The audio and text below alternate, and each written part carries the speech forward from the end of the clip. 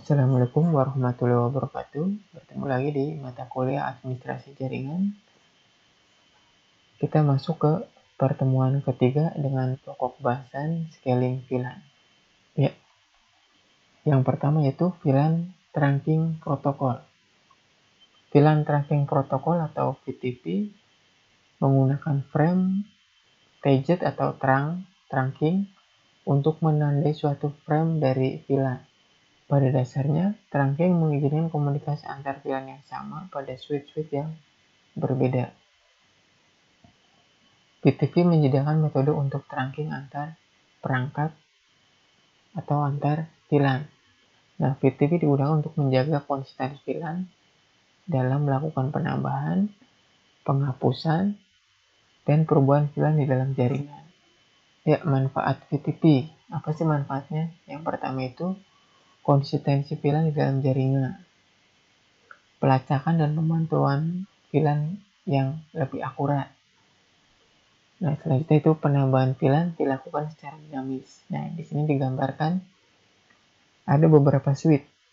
Nah, ini yang pertama, yang paling atas, ini modenya itu disetting VTP server. Dan yang di bawah ini ada 3 switch. Itu modenya itu VTP client. Dan untuk melewatkan si VLAN trunking protokol ini menggunakan port trunking. Jadi dari VTP server terhubung ke VTP client atau switch VTP client itu menggunakan port trunking. Nah, di VTP server kita bisa menambah atau mengurangi VLAN yang ada. Ya, nantinya di VTP client itu akan secara otomatis sinkron. Apa yang ada di VTP server dia akan di-copy ke VTP client. Jadi lebih gampang dalam konfigurasi penambahan atau pengurangan VLAN yang ada.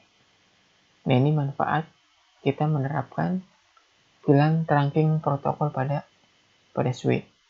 Yang selanjutnya itu perbedaan VLAN stalking dan trunking atau VLAN stalking itu biasa disebut mode akses. Sedangkan trunking disebut mode terang.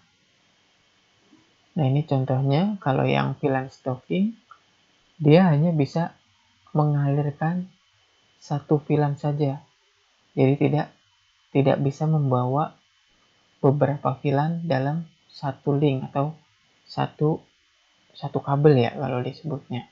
Jadi di sini VLAN stalking itu disebutnya access link. Jadi dari switch atas ada mode akses ke bawah itu hanya bisa satu VLAN yang lewat di sini. Nah, sedangkan VLAN terang dalam satu link ini itu kita bisa melewatkan lebih dari satu VLAN. Misalnya di sini ada VLAN 1, VLAN 2, dan VLAN 3. Ini bisa dialirkan ke switch berikutnya dengan modenya, portnya itu kita rubah menjadi mode terang atau TAGET. Dan untuk switch itu atau switch manage secara default semua port itu merupakan switch access atau switch mode access link atau portnya itu modenya itu mode access. Di mana access link itu hanya dapat mengirimkan frame pada VLAN yang sama antar switch. Jadi hanya bisa dilewati satu VLAN yang sama. Itu access link. Sedangkan terang link atau port terang itu dapat mengirimkan frame pada VLAN-VLAN yang berbeda di dalam satu switch. Jadi misalnya ada 2 switch, dengan memanfaatkan satu link terang, kita bisa melewatkan beberapa VLAN dalam satu kabel atau satu link. Itu terang link. Jadi itu perbedaan antara access link dan terang link. Selanjutnya itu fungsi utama. Kenapa kita konfigurasi VTP pada switch. Yang fungsi utama itu untuk menyederhanakan pembuatan VLAN pada banyak switch. Jadi misalnya kita mengelola banyak switch dalam jaringan dengan memanfaatkan fitur VTP, kita hanya konfigurasi di salah satu switch saja. Yang switch-nya itu nanti kita atur modenya itu menjadi VTP server. Jadi di VLAN trunking protokol itu ada 3 mode. Yang pertama itu VTP server. Nah, di VTP server ini kita dapat melakukan create, menambah, menghapus VLAN yang ada. Dan kemudian dapat mengirimkan informasi VLAN melalui jalur terang.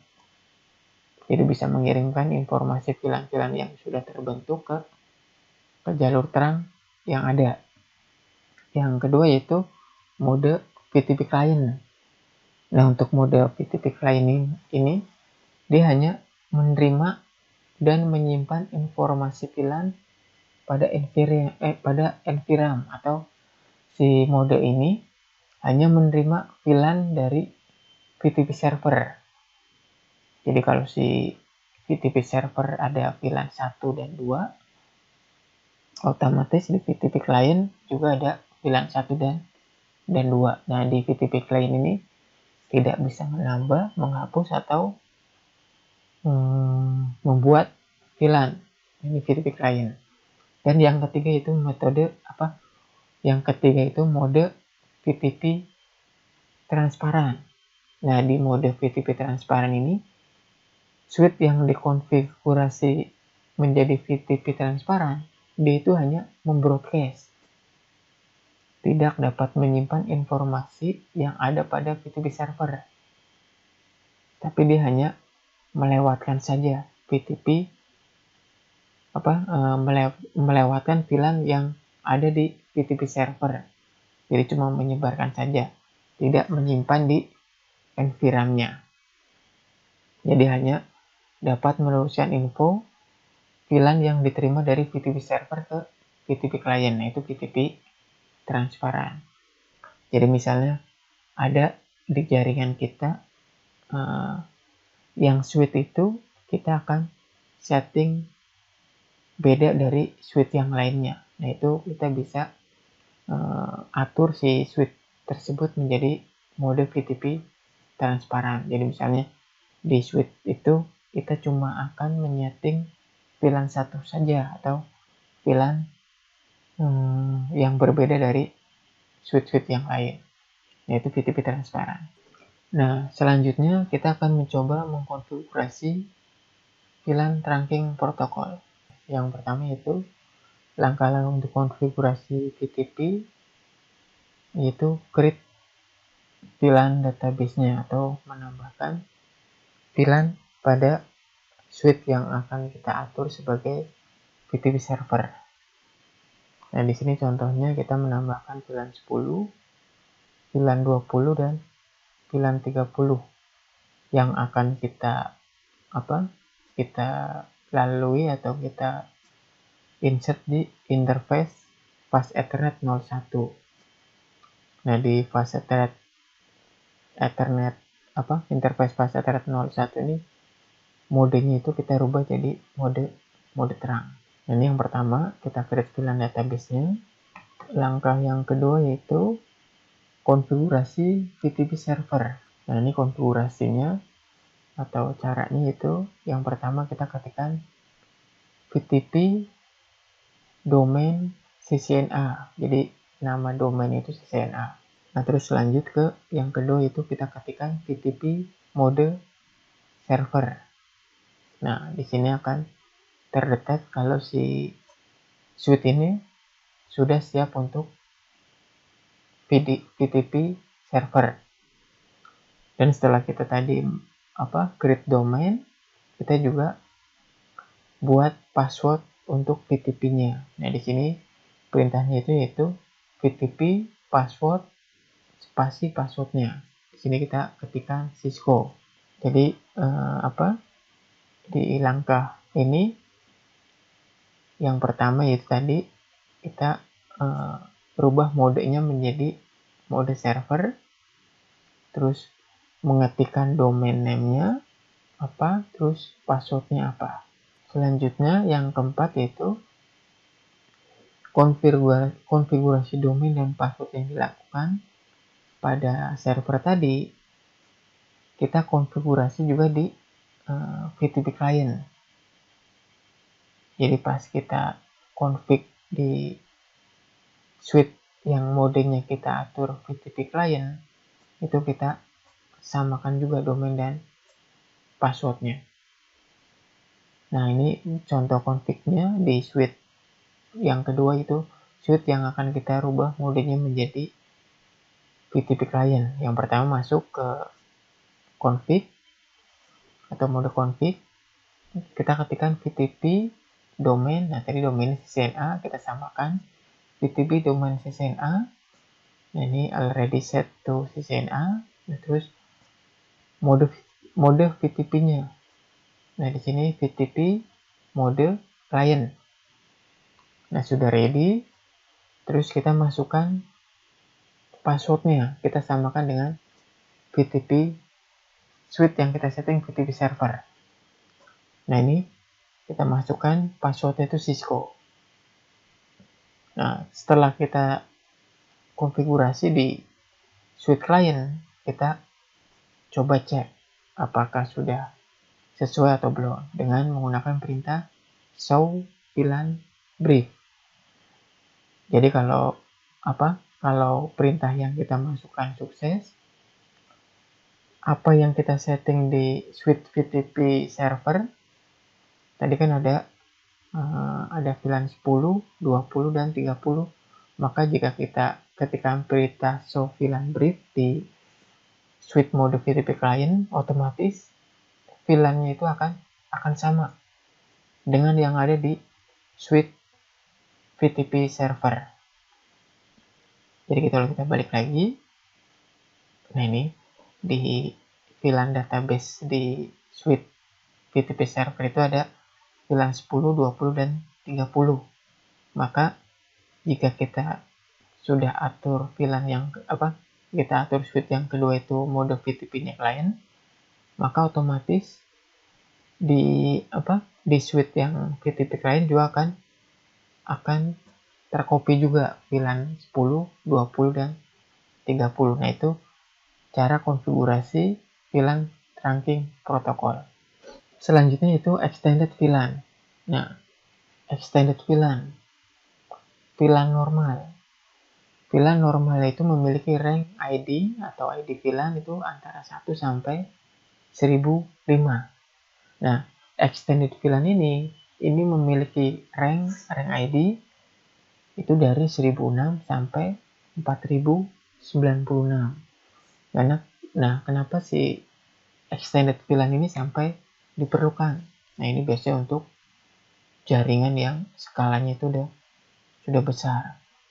Jadi misalnya ada jaringan yang skala misalnya ISP membutuhkan banyak VLAN. Nah, ini biasanya extended VLAN ini digunakan. Dan pada extended VLAN ini, mode VTP itu tidak bisa dijalankan pada VLAN extended. Nah, ini di bawah digambarkan VLAN rank atau ID VLAN rank. Nah, ini 0 sampai 4095. Ini reserver atau yang bisa digunakan. Nah, VLAN 1 itu biasanya dikenal dengan VLAN default atau VLAN bawaan dari si perangkat suite unmanaged itu sendiri. Nah, kalau 1 sampai 1001 itu yang bisa di-create pada suite manage atau VLAN yang bisa di-create. Sedangkan 102 sampai 105 itu sudah otomatis terbentuk pada suite atau suite manage. Nah, ini 106 sampai 1024 ini bagian dari yang extended VLAN, dan 125 sampai 4094 atau yang bisa digunakan di extended VLAN. Ya, selanjutnya selain ada yang namanya VLAN trunking protokol, ada juga yang namanya dynamic trunking protokol atau DTP. Nah, DTP ini dapat mengelola negosiasi dari trunk. Jadi untuk mengaktifkan trunking pada switch Cisco yang tidak mendukung DTP dapat menggunakan perintah switchport mode trunk dan switchport no negosiasi pada interface yang akan digunakan. Nah, DTP ini akan perintah yang digunakan untuk membentuk link trunk secara otomatis. Jadi kita tidak perlu merubah port-port mana yang akan dijadikan trunking. Jadi dengan memanfaatkan fitur dynamic trunking protokol, si port trunk itu akan terbentuk secara otomatis. Ya, selanjutnya yaitu troubleshoot atau troubleshooting VTP dan DTP atau VLAN trunking protokol dan dynamic trunking protokol. Terdapat 4 masalah umum terhadap VLAN trunking protokol, yaitu yang pertama, versi VTP-nya tidak kompatibel. Terus masalah sandi atau password pada VTP. Jadi kalau ada kesalahan password, biasanya tidak bisa terbentuk koneksi antara server dan kliennya. Dan juga sering terjadi kesalahan penulisan domainnya. Itu juga akan menyebabkan tidak sinkronnya antara VTP server dan VTP klien. Dan yang keempat yaitu semua switch tersetting ke mode klien. Jadi tidak mengatur atau tidak merubah salah satu switch-nya itu menjadi mode VTP server. Nah, sedangkan pada DTP ada 3 masalah umum. Yang pertama itu ketidaksesuaian mode trunk. Terus yang kedua, allow VLAN pada trunk. Dan yang ketiga itu ketidaksesuaian nanti VLAN. Nah, ini merupakan beberapa troubleshoot atau permasalahan yang ada pada VTP dan DTP. Ya, selanjutnya itu layer 3 switching. Perbandingan VLAN layer 2 dan layer 3. Nah, di layer 2 switching ini, pada switch layer 2 tidak dapat meneruskan paket data yang menghubungkan antara dua VLAN yang berbeda. Jadi, jika ada dua VLAN dalam satu switch, misalnya VLAN 10 dan VLAN 20, pada switch layer 2 itu tidak bisa saling komunikasi. Nah, sedangkan di layer 3 switching, jika pada switch tersebut terdapat lebih dari satu VLAN, nah VLAN tersebut bisa saling komunikasi. Jadi misalnya VLAN 10 dan VLAN 20. Pada layer 3 switching, dia bisa saling berkomunikasi. Nah, biasanya jaringan perusahaan yang besar itu menggunakan switch multi-layer untuk mencapai pengolahan paket yang tinggi atau istilahnya itu bisa mengcover kebutuhan yang ada dengan memanfaatkan switch multi-layer. Selanjutnya itu inter-VLAN routing atau konfigurasi antar VLAN agar bisa saling komunikasi. Jadi routing dapat ditransfer ke lapisan core dan distribusi dan kadang-kadang bahkan lapisan akses tanpa mempengaruhi kinerja jaringan. Jadi inter-VLAN routing itu fungsinya itu untuk menghubungkan atau agar antar VLAN di lapisan core, distribusi ataupun akses itu bisa saling komunikasi. Jadi misalnya pada gambar ini dicontohkan ada VLAN 10 dan VLAN 20. Nah, kalau kita konfigurasi inter-VLAN routing, sedangkan VLAN tersebut itu atau VLAN yang ada di gambar ini itu berbeda switch. Jadi VLAN 10 ada di switch 1, sedangkan VLAN 20 ada di switch 2. Nah, dengan inter VLAN routing kita bisa menjadikan si VLAN 10 itu bisa terkoneksi ke VLAN 20 atau bisa saling sharing antar PC VLAN 10 dan VLAN 20. Nah, ini fungsi dari inter VLAN routing. Jadi dengan berbeda VLAN dan berbeda segmen IP-nya bisa saling komunikasi. Dan inter VLAN routing. Ya, selanjutnya yaitu konfigurasi inter VLAN routing atau router on a stick. Nah, pada konfigurasi inter VLAN routing ini kita akan menggunakan satu link terang atau satu interface yang akan kita jadikan modenya itu terang. Nah, di satu interface itu nanti akan kita lewatkan VLAN 10 dan VLAN 30. Nah, yang pertama kita setting yaitu di sisi routernya. Nah, yang ini. Jadi kita masuk ke interface G00 10. Terus kita config and calculation-nya. Jadi di interface G00 itu kita buat lagi interface subinterface. Jadi yang pertama itu subinterface G00.10 dan yang kedua yaitu subinterface G00.30 dengan kita memasukkan IP yang berbeda segmen. Nah, ini di konfigurasi yang ada pada router. Nah, jangan lupa setelah kita setting di interface G00, kita aktifkan dengan perintah 1. Ya, setelah kita konfigurasi di sisi router, kita balik lagi ke konfigurasi switch-nya. Nah, yang ini. Pada konfigurasi switch, kita juga harus setting link yang menuju router, yaitu fast Ethernet 05 atau port 5. Kita ubah modenya. Yang tadinya mode akses, kita rubah menjadi switch port mode terang. Nah, nanti di sini kita lewatkan VLAN 10 dan VLAN 30-nya.